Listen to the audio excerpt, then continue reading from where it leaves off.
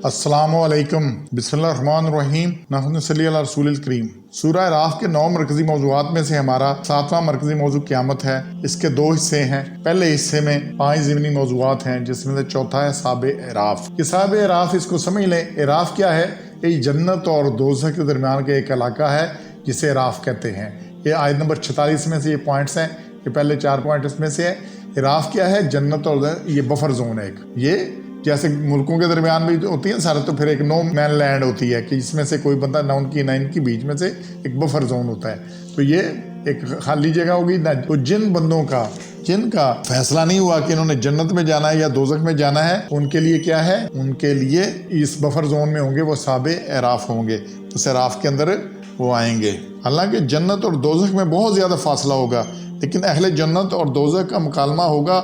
ये शायद आजकल की वीडियो कॉन्फ्रेंस की तरह की बात होगी। तो जिनकी नेकियां और गुनाह बराबर होंगे वो एराफ में होंगे, और साबे एराफ हर एक को उसकी पेशानी से पहचान लेंगे कि ये जन्नती है, दोज़खी है। और चौथा, अहले जन्नत को वो सलाम करेंगे। और फिर आखिरी बात है, इसमें 5वां पॉइंट है, खुद तो अभी जन्नत में दाखिल नहीं हुए मगर ये जन्नत के उम्मीदवार हैं। फिर 47 नंबर में जी आयत में है, दोषियों पर निगाह पड़ने पर जालिमों के साथ शामिल ना करने की दुआ करेंगे। जब उधर देखेंगे तो घबराएंगे, उधर देखेंगे, जब दोज़ख में उनका हशर देखेंगे तो घबराएंगे, नजर ही नहीं मिलाएंगे उनसे नजर ही मिलाएंगे और साथ दुआ करेंगे, क्योंकि इनका फैसला नहीं हुआ।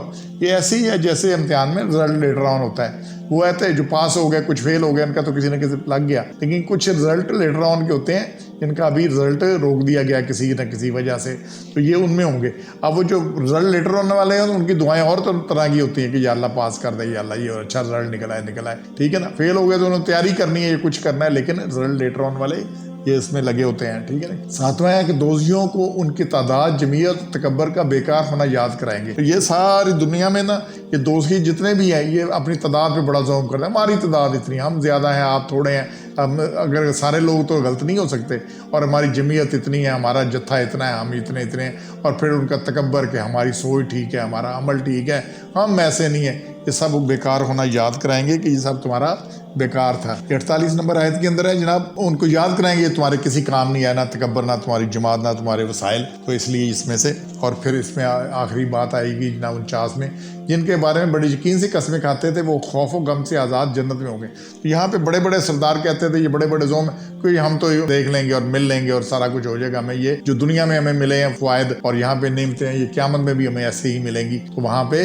कस्में खाते हैं, लेकिन वहाँ पे देखेंगे जिनको हम हकीर समझते हैं, दुनिया में कुछ नहीं समझते, वो जन्नत में आज़ाद फिर रहे हैं और वहाँ पे ये सब कुछ देखेंगे। हमारा 5वां ज़िमनी मौजू है कि जन्नत किन को मिलेगी। ये एक बड़ा सवालिया निशान है। तो आयत नंबर 42 में है, पहला दूसरा कि ईमान के साथ नेक अमाल करने वाले हमेशा जन्नत में रहेंगे। और फिर दूसरी बात है, ये जो ईमान और नेक अमल करते हैं इंसान की बसात में है, ये उठना उठने वाला बोझ नहीं है। इस आयत को देखिएगा, अल्लाह ताला ने बड़ा वाज़े किया है, ये कोई ऐसा नहीं है कि जिसका तुम उठा नहीं सकते। ला नुकल्लिफु नफ्सन इल्ला वुसअहा, अल्लाह उससे ज़्यादा तकलीफ ही नहीं था जिसके इंसान को वुसअत नहीं है, ये बोझ उठाया जा सकता था। यहाँ पे हम मस्ती में रहे, नहीं उठा सके। और फिर तीसरा पॉइंट है इसमें, चौथा 43 में से, दाखिला से कबल अहले जन्नत की बाहमी कदूरतें ख़त्म कर दी जाएंगी। वहाँ पे वो सब एक जैसे होंगे। अगर किसी को कोई शक, किसी पे गिला, कोई रंजिश, कोई बुग़्ज़, कुछ था, सब खत्म कर दिया जाएगा।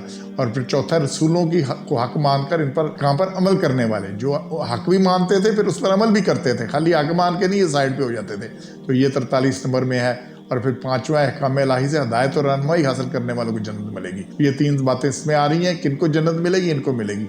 और चौथी बात इसी में आ रही है आयत नंबर 43 में, नेक अमाल को अपनी खूबी के बजाय अल्लाह ताला की हदायत करार देते हैं। ये इंसान का वतीरा है कि आमतौर पे वो कहता है खूबी अपनी तरफ लगाता है, बुराई अल्लाह की तरफ, लेकिन अल्लाह ताला क्या नेक अमाल को अपनी खूबी नहीं बताते, अल्लाह ताला की हदायत और रहमत करार देते हैं।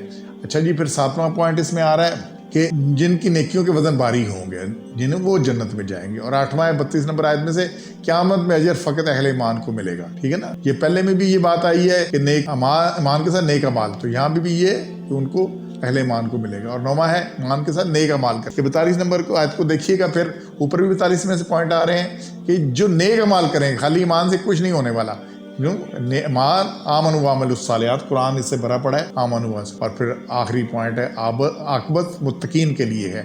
आखिरत में जो सही फैसला है, जो मौज है, वो किन की है? मुत्तकीन के लिए। हमने इंशाल्लाह अपनी सलाह करनी है, जन्नत लेनी है। और किन को मिलनी है? 10 चीज़ें लिखी हुई हैं, ہم نے انشاءاللہ ان پہ پورا اترنا ہے. سبحان ربک رب العزت عما یصفون، السلام علیکم الحمد للہ رب العالمین.